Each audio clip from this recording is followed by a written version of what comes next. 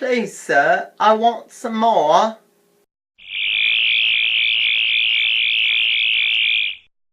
Good afternoon, warriors. How are you all doing today? It is Zach, and I am finally back on the channel after being gone for what feels like 3 months, even though I think it was actually only 1. I mentioned a few times before I left that I was going to be in a production of Oliver. That has come full circle. Our final performance ended on Sunday evening, after which Mum and I drove back here for my March break.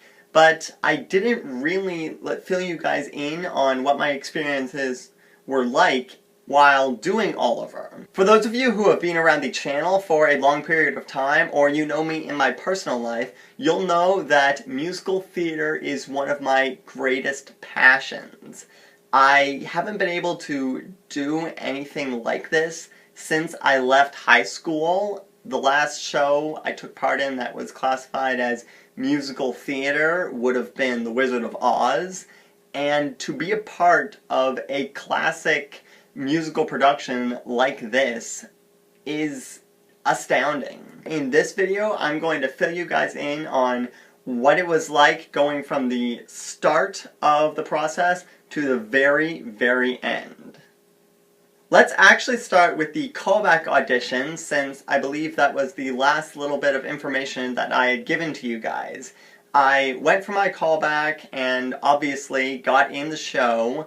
I was not cast in the role that I had been reading for. I was reading for Noah Claypole, but I instead got put in the ensemble, which I am perfectly happy with, especially considering the number of songs that I was in. But then the director asked me if I could take on a couple of extra roles in the show to fill some gaps. So I went up to 8 songs, being in the very first scene of the show, and a speaking part in the final scene of the show. Did you notice, woman? What did he look like? Anything else? For the first month and a half, rehearsals were mainly on Sundays, Tuesdays, Thursdays, and Saturdays, intertwining dance, vocal,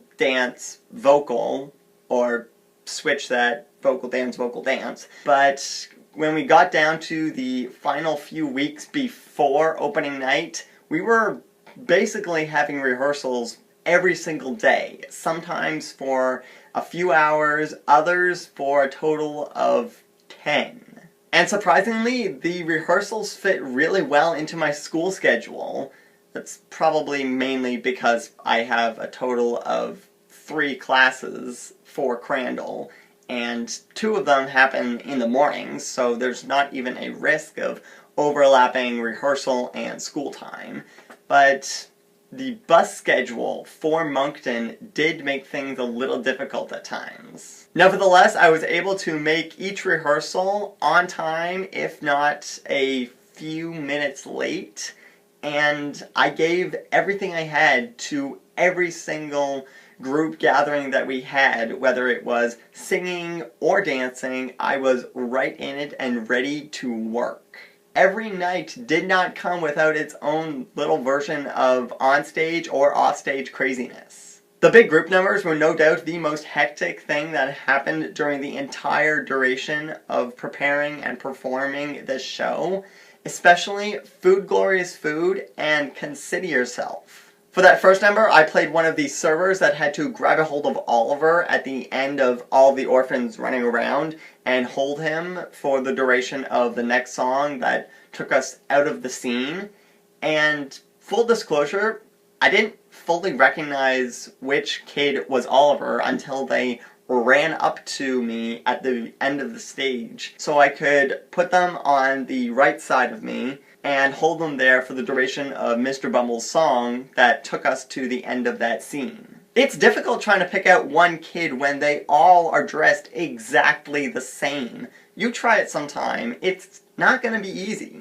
The big group number for Act 1, Consider Yourself, incorporated a lot of movement and a potentially hazardous bowl vaulting that I may or may not have almost missed a couple of times. At the end of the song, before we go into a short reprise, there's a moment when Oliver is lifted up on two people's shoulders, so you have the grand image of everyone welcoming Oliver into this magical, crazy, wonderful experience that he's having. To do this, I had to move from my position on the side of the bowl to the inside. Both of the doors on either side of the bowl are pretty much closed, and I can't get over there in time, so I have to jump over the rail of the bowl every single night so that I'm able to hoist him up on my shoulder as one of the other Zacks is hoisting him up on his opposite shoulder. And thankfully, every single night, we made it. A couple of times there was a little bit of a scramble, but the show must go on, and we nailed each one as well as we could, given the situation. And speaking of the reprise, we had to get so much louder, since 35 to 40 of the cast members left the stage, and only Fagin's gang was left in the bowl. So we had to pick up the volume that was dropped from everyone going off stage and preparing for their next scene. Not to say we didn't get that done the way we were supposed to, but we did have to get a couple of cues from the orchestra maestro to be louder. And then we arrive at Act 1, Scene 6, arguably one of the longest scenes in the history of classic musical theater. This one setting of Fagin's lair encompasses 4 songs, all of which involve choreography and more energy exertion that I've done at one time, probably in my entire post-secondary educational career. Because we're all still on stage from everything we had just done in Consider Yourself, that brings the song total up to 5, and during that entire duration, no one can have any water, or none of the members of Fagin's gang anyway. I really need to give props to my fellow gang members. You guys sung those songs with all of your hearts, gave it as much energy as you could have mustered, and I really think we made the very best of Fagin's Lair for every audience that we performed for. The final night of the performance was absolutely the most emotional any of us had felt through this entire 3-month process.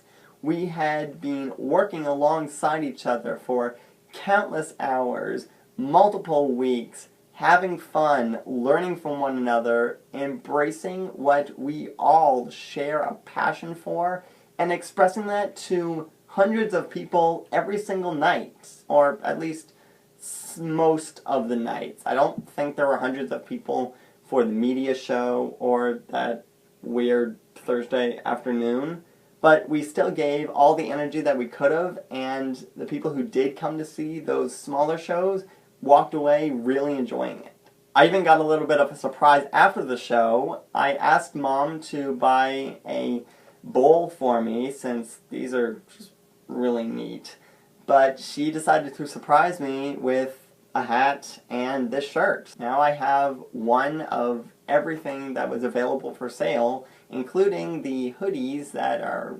actually cast exclusives. But all that aside, I sincerely want to tell all of my fellow cast members that I was privileged to know all of you and to have worked with every single one of you. Your energy, your enthusiasm, and your love for theater is absolutely cherished and appreciated, not just by your families and by me, but everyone who you share that with, and I encourage you to keep going with it. That goes for everyone else too. It doesn't have to be theater, it doesn't have to be singing, it could be race cars, it could be cooking, it could be making balloon animals. Whatever you are passionate about, grab a hold of that and express it. Show the world what you can do, what you love to do, and don't apologize. Say, I love this thing, and I'm going to keep doing it because it's who I was made to be. The big question on my mind now is, where do I go from here? How do I transition from this amazing, expressive experience that I've just had and I love so dearly back to education and the process of getting a degree? The simple answer for that is YouTube. I love this platform. I love making content to entertain and uplift people's spirits and spread that message of individuality.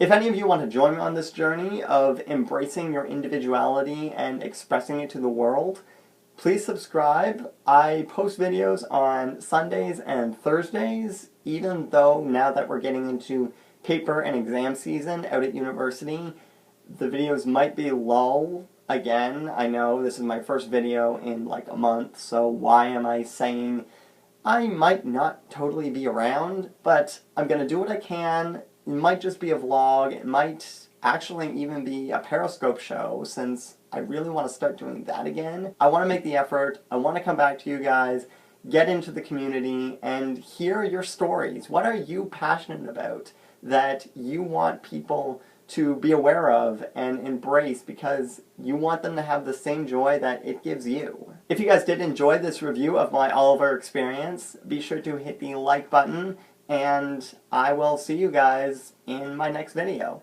Live to be different and be who you were made to be.